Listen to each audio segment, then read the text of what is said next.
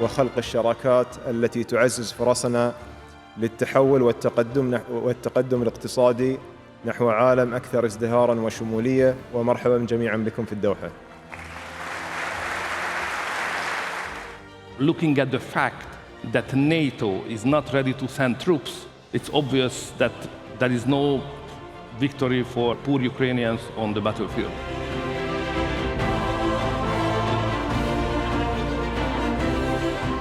I think speculators, I keep advising them that they will be ouching. They did ouch in April.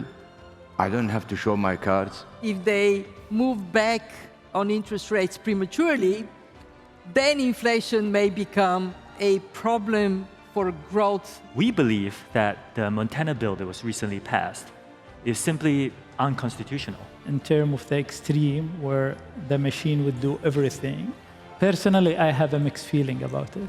Listen, our foreign policy is very clear: friendship to all, malice to none.